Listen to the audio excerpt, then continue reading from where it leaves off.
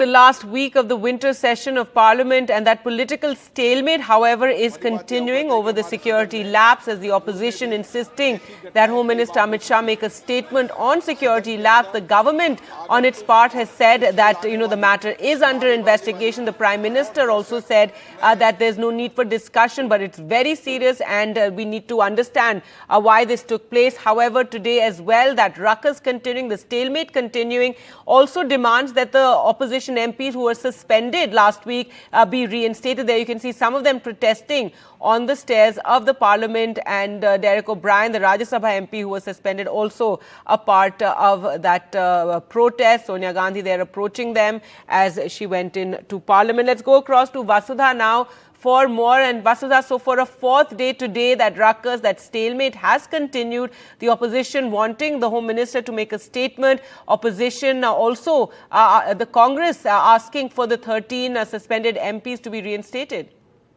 Yes, Gargi, like we saw on Thursday and Friday, within minutes and within seconds of the Lok Sabha convening, and of course the Rajya Sabha convening, both houses were adjourned, and we also saw Lok Sabha Speaker Om Birla speak at length about how these two matters, the suspension of 13 MPs, is actually he de-linked it from the parliamentary the security breach that happened, saying that because of unruly conduct they had to be suspended, and this is something that people of the country don't like. Now remember that there's been a back and forth.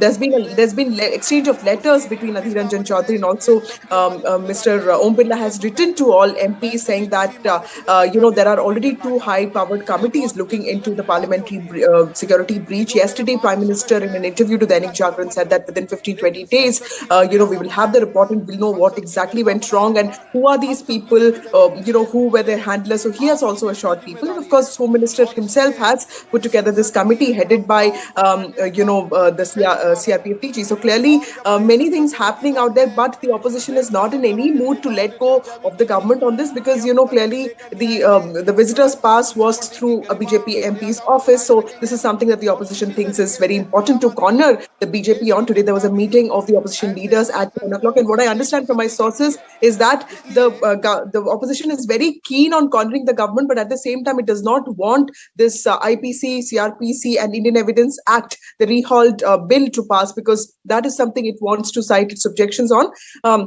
As far as the agenda is concerned, today we have the Telecom Act that is listed, which is going to replace the Telegraph Act, which is a very old act, and that also has a lot of implications for the way we see OTTs, or for that matter, telecom spectrum is allotted to different companies. So very important bills have been listed, but clearly there doesn't seem to be any sight of discussion as of now, because the standoff continues.